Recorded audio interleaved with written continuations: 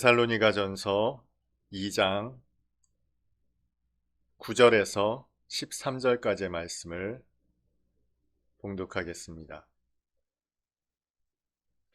형제들아, 우리의 수고와 애쓴 것을 너희가 기억하리니 너희 아무에게도 폐를 끼치지 아니하려고 밤낮으로 일하면서 너희에게 하나님의 복음을 전하였노라.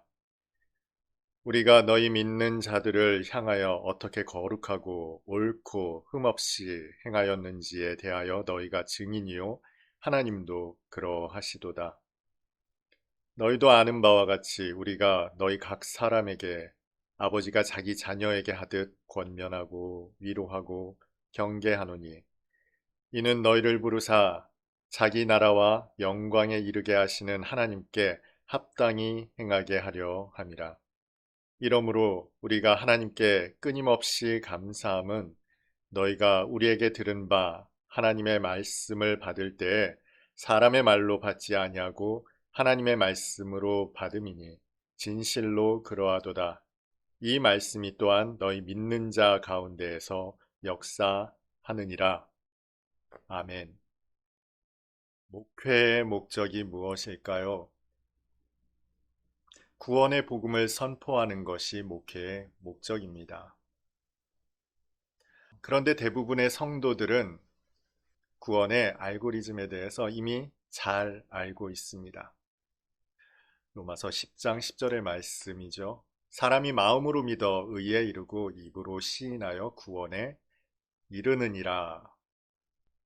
그러니 이제 우리가 아는 얘기 말고 그 다음 단계, 앞으로 우리가 어떻게 살아야 하는지에 대한 문제를 이야기해 주십시오 라고 목회자들에게 요청을 하죠.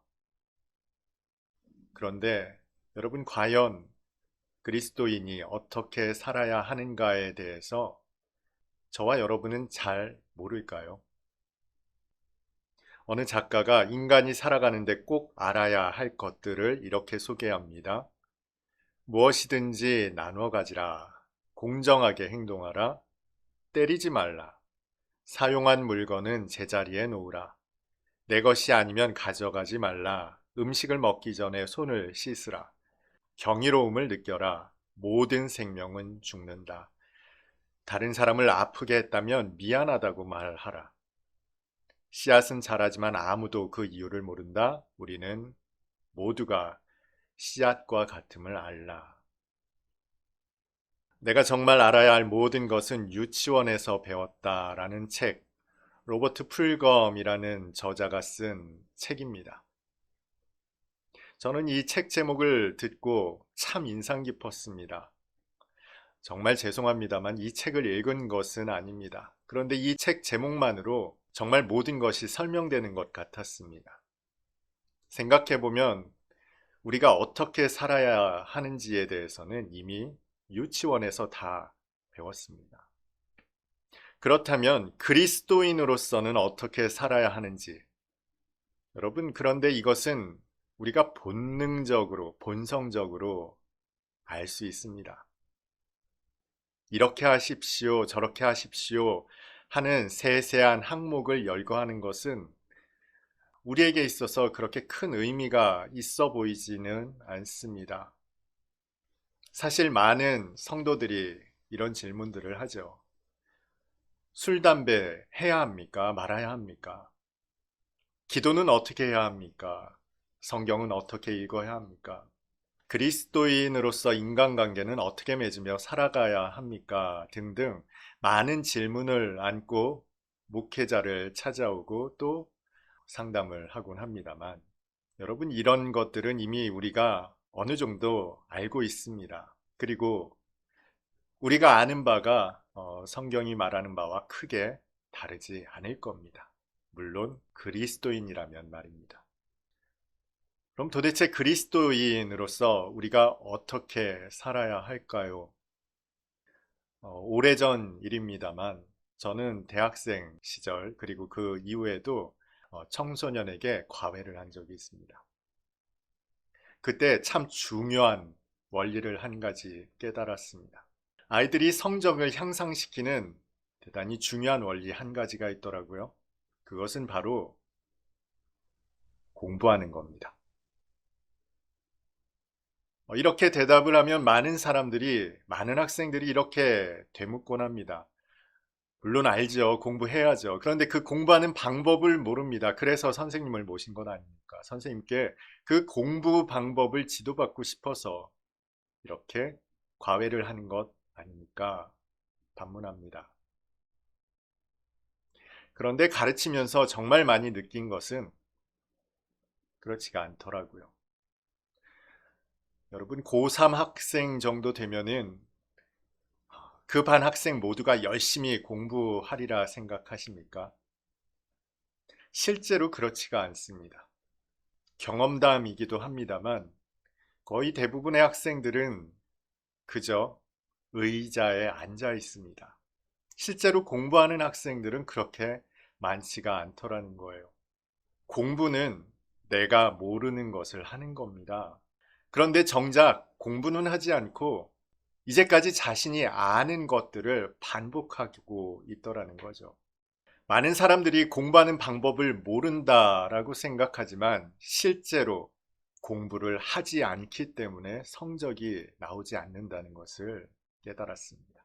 물론 학생들 간의 이해력의 차이, 실력의 차이는 존재합니다만 그럼에도 불구하고 자신이 할 수 있는 역량 내에서 공부를 하지 않기 때문에 성적이 나오지 않는 겁니다. 이것은 그리스도인에게서도 마찬가지입니다. 많은 성도들이 신앙생활을 어떻게 할까에 대해서 질문합니다. 그 방법을 가르쳐 달라는 것이죠. 그런데 사실 그 방법은 이미 우리가 알고 있습니다. 성도는 그 그리스도인의 합당한 삶을 살면 되는 겁니다. 물론 여기에서의 삶은 구원의 조건으로서의 삶이 아니라 하나님의 자녀의 권세로서의 삶입니다. 내가 이러한 자격, 지위를 부여받았으니 그 지위의 자격에 합당한 삶을 사는 거죠. 그런데 여기에 갈등이 있습니다. 우리가 아직 죄인 되었을 때 습관과 습성, 이것과 하나님의 자녀가 된 자녀로서의 지위에 거기에서 오는 괴리 때문에 우리가 고민할 뿐입니다. 그래서 술은 마셔야 합니까? 마시지 말아야 합니까?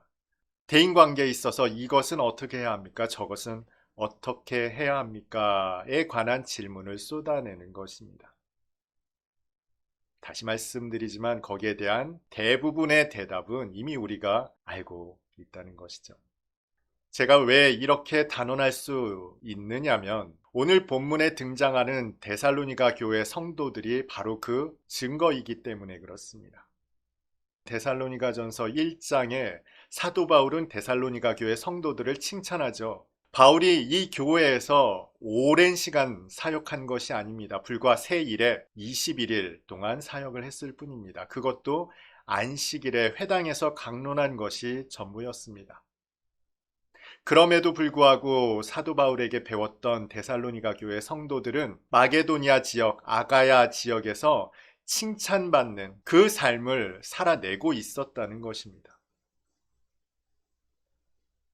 그들은 어떻게 그렇게 잘 살고 있었을까요? 사도 바울이 어떻게 살아야 하는지에 대해서 세세하게 가르쳐 주었다면 그들은 살지 못했을 겁니다. 마치 유대인의 율법처럼 항목에 집착했다면 그들은 그 삶을 살지 못했을 거라는 이야기죠. 그럼에도 불구하고 바울의 가르침을 받았던 데살로니가 교회 성도들은 칭찬받는 성도의 삶을 잘 살고 있었습니다. 그러면 그들은 어떻게 그러한 삶을 살 수 있었을까요?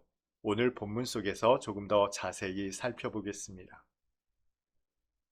오늘 본문에는 사도 바울이 데살로니가 교회에서 사역할 때 자신의 행실에 관해, 자신의 태도에 관해 언급하는 내용이 등장합니다.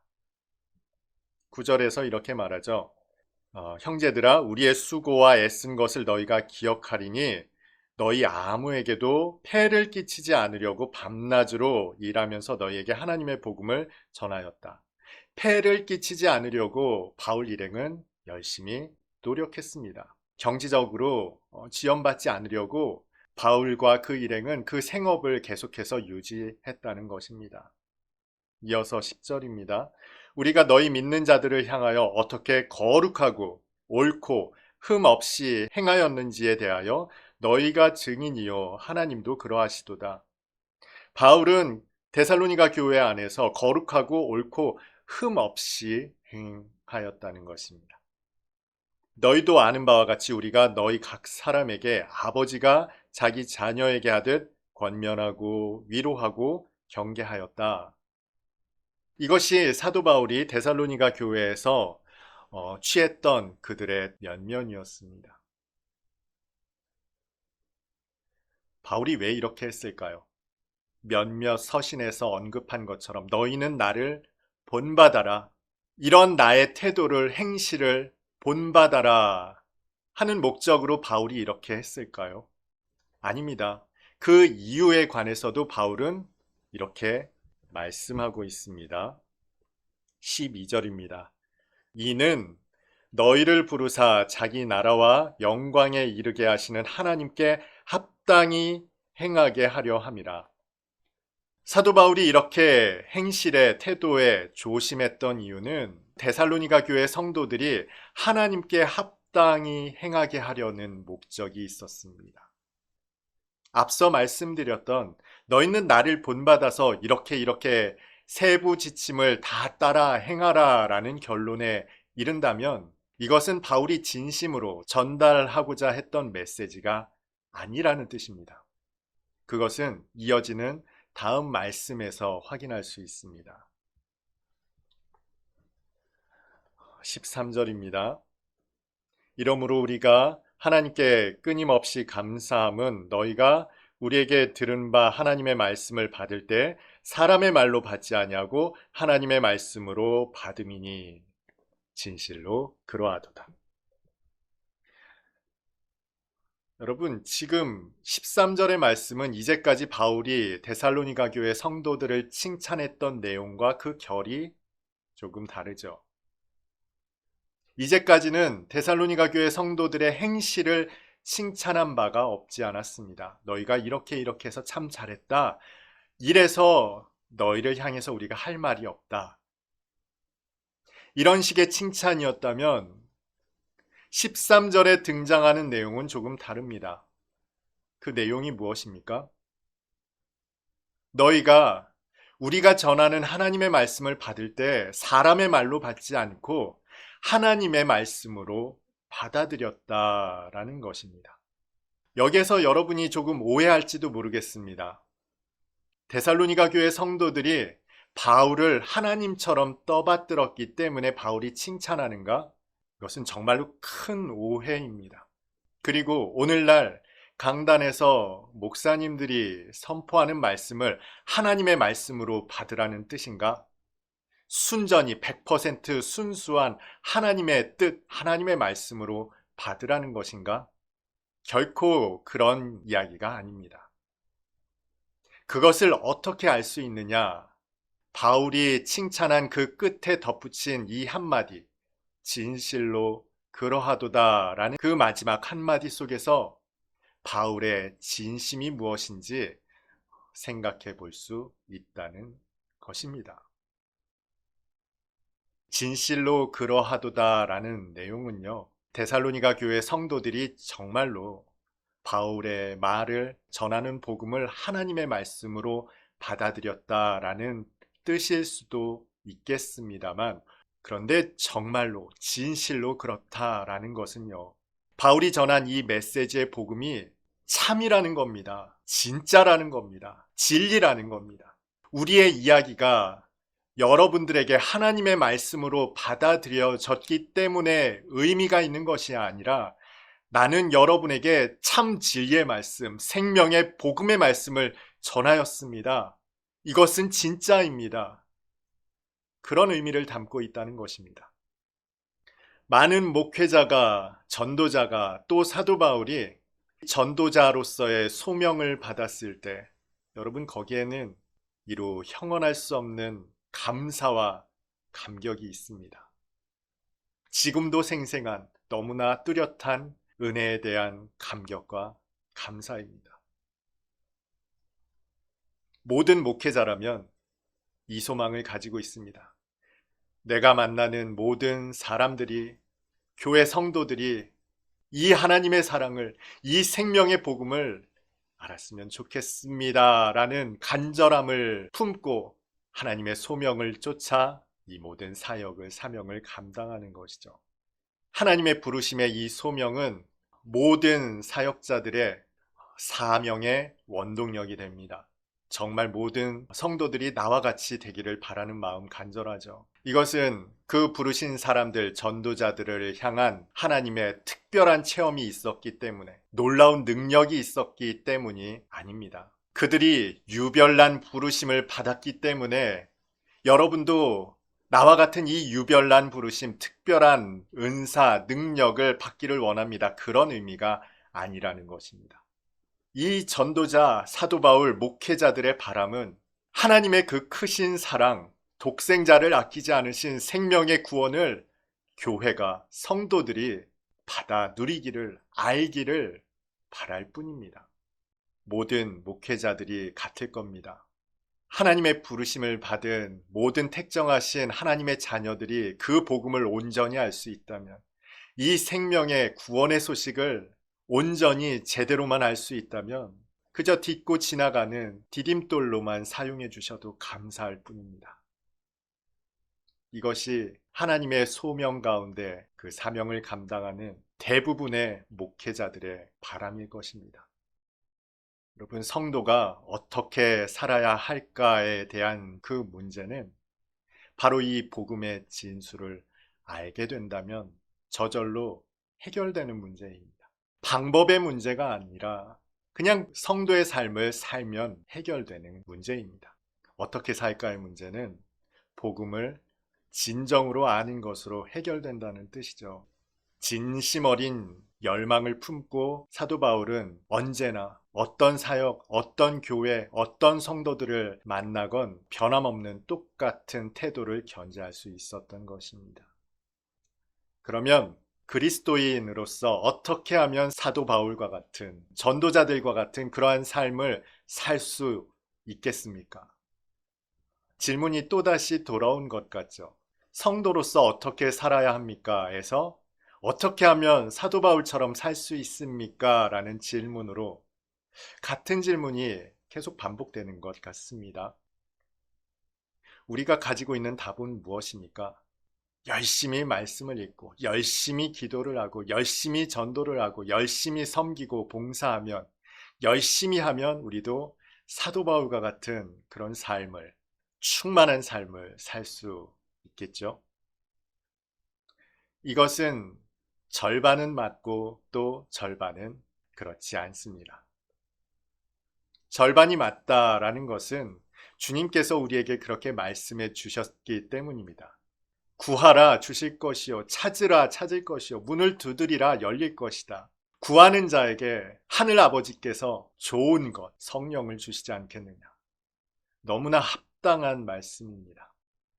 그런데 앞서 절반의 답이라고 말씀드렸습니다. 아마 많은 성도들이 의구심을 가질 겁니다. 내가 열심히 하지 않기 때문인가? 열심히 하지 않기 때문이 아니라 그것이 하나님의 손에 달려있기 때문에 그렇습니다. 우리에게 베푸시는 은혜는 온전히 하나님의 영역입니다. 하나님께서 주시고자 하는 그때, 하나님께서 베푸시고자 하는 그때에 속한 하나님의 영역이라는 것입니다. 우리가 역사적으로 아는 어거스틴 혹은 종교개혁의 시발점이었던 루터의 경우를 한번 떠올려 보십시오. 그들은 고뇌하는 시간이 대단히 길었습니다. 그 시간 동안 그들은 한가롭게 지냈습니까? 아닙니다. 투쟁하고 있었습니다. 그들도 마음에 바라고 소원하는 바가 있었지만 그러나 그들은 단번에 그것을 받지 못했습니다.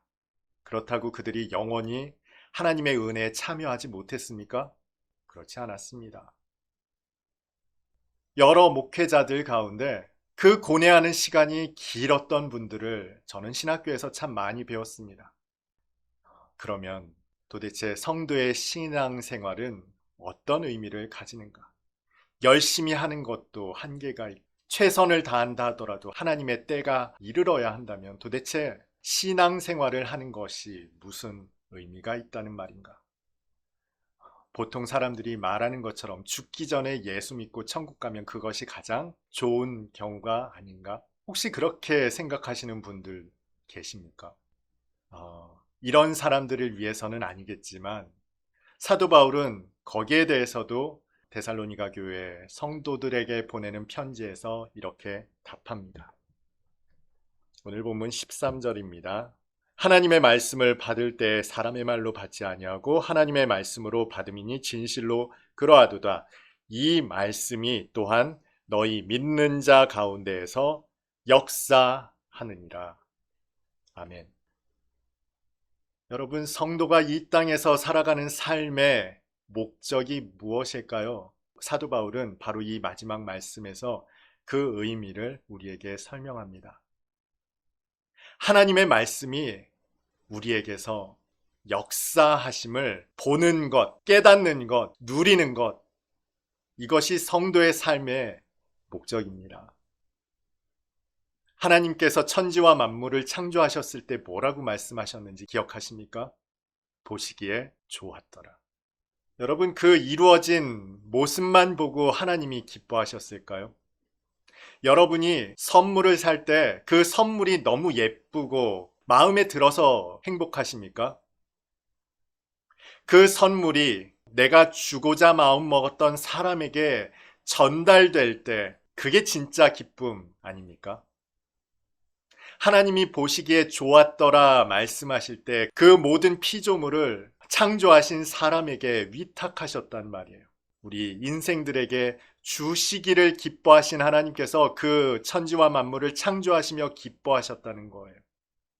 하나님은 인간과의 관계 속에서 기뻐하심을 누리시는 분입니다. 다시 말해서 그 말씀하심이 우리 인생들의 삶 속에 역사할 때, 이루어질 때, 성취될 때, 보아라, 내가 하나님이다. 내가 너를 구속하였고 너를 부른, 창조한, 구원해낸 너의 하나님이다. 그것을 나타내시기를 기뻐하시는 분이 우리 하나님이시라는 겁니다. 그것을 사도 바울은 이렇게 말씀하는 거죠. 그 하나님의 말씀이 우리 가운데 역사함을 여러분은 보십시오. 누리십시오. 깨달으십시오. 이게 성도의 삶입니다. 저와 여러분은 하나님의 말씀이 이루어지는 걸 누리는 자들이에요. 그 하나님의 말씀이 성취되는 나라 안에서 살아가는 자들이 바로 성도라는 겁니다. 이것이 우리가 하나님께 부름받은 존재의 목적입니다. 영원토록 그를 즐거워하고 그를 찬송하는 것이죠. 그래서 성도들은 그 하나님의 말씀이 성취되는 현장을 찾는 열망이 있어야 됩니다. 이것이 지금 내 삶에서 하나님의 역사가, 말씀이 이루어지는 순간이구나. 하나님께서 내 안에서 이루시는구나를 발견하는 그 감격 속에서 살아야 한다는 것입니다. 이게 성도의 가장 큰 기쁨입니다. 가장 큰 감격입니다. 그리고 목회자의 목회 목적도 바로 이것이죠. 성도들은 세상에 물들어 그 순간순간을 제대로 포착하지 못한 채 수많은 하나님의 은혜를 흘려버린단 말이죠. 그래서 흘려버리는 그 순간들을 일깨워주는 것, 이것이 목회자의 목회의 목적입니다. 여러분, 바로 그 순간이 하나님께서 여러분을 붙드시고 다스리시는, 말씀하시는 순간이었습니다. 그리고 여러분이 그렇게 살 수 있도록 일깨워주고 권면하고 위로하며 깨달을 수 있도록 도와주는 역할, 이것이 바로 사도 바울의, 그리고 이 땅에 살아가는 수많은 목회자들의 목적인 것이죠. 그러니 여기에는 여러분, 술은 어떻게 하십시오, 담배는 어떻게 하십시오, 이러한 세세한 태도를 어떻게 하여야 하는가를 가르치는 것이 목적이 아닙니다. 끊임없이 하나님의 복음을 이야기하고 생명의 말씀을 선포하는 것, 하나님이 어떻게 우리를 사랑하시고 어떻게 우리를 붙드시며 이끄시는가를 말씀 속에서, 역사 속에서 끊임없이 일깨워주는 것, 이것이 목회자의 목회의 목적이라는 것입니다. 성도들로 하여금 감탄하게 만드는 것, 감격하게 만드는 것, 그 주님을 누리게 만드는 것. 좋은 선생님이란 잘 가르치는 선생님이 좋은 선생님인 줄 알았더니 그것이 아니더라고요. 정말 좋은 교사는요, 학생이 공부하고 싶게 만드는 교사입니다. 학창 시절에도 그런 선생님이 있었습니다. 수업 시간 내내 쓸데없는 얘기 하더니 마지막에는 정말 공부하고 싶게 만드는 선생님이 계셨어요. 이제야 깨닫는 것은 그 선생님이 진짜 좋은 선생님이었다는 것입니다. 저는 실력이 없어서 그런 다른 이야기, 다른 말씀을 하시는 줄 알았더니 그것이 아니었다는 겁니다. 좋은 목회자, 좋은 전도자는 여러분 이것은 이렇게 하는 겁니다. 저것은 저렇게 하는 겁니다. 방법을 가르쳐주는 전도자가 좋은 목회자가 아니더라는 겁니다. 우리 주님이 어떤 주님이신지, 그분이 어떻게 우리를 사랑하시고 어떻게 구원하시기를 기뻐하시는지를 이야기하는 전도자가, 설교자가 진정 좋은 목회자임을 깨닫습니다. 마찬가지로 좋은 성도는요, 방법을, 그 가르침을 받아 그 삶을 사는 것이 아니라 하나님의 말씀을 끊임없이 열망하고 추구하고 하나님의 다스림과 성취와 그 역사를 끊임없이 골몰하다 하나님의 역사하심을 만날 때 마음껏 하나님을 찬송하고 경배하고 즐거워하고 기뻐하는 것, 이것이 좋은 성도입니다. 그래서 성도의 분복은 하나님을 누리는 만큼, 마음껏 즐거워하는 만큼 그는 성도로서의 삶을 잘 살고 있는 겁니다. 그 방법은 그냥 열심히 사십시오. 열심히 사는 가운데 하나님의 역사하심을 캐치하고 발견해내고 깨닫고 누리는 것을 풍성하게 하는 것, 그것이 성도의 본분입니다. 분복입니다. 오늘 예배드리는 저와 여러분 모두가 그 하나님의 은혜를, 감격을, 감사를 누릴 수 있었으면 좋겠습니다. 그 사랑이 어떠한가? 그 붙드심이, 그 신실하심이, 그 은혜가 어떠한가를 끊임없이 누리며 발견하며 감탄하며 감사하는 오늘 예배드리는 저와 여러분 다 될 수 있기를 주님의 이름으로 축복합니다.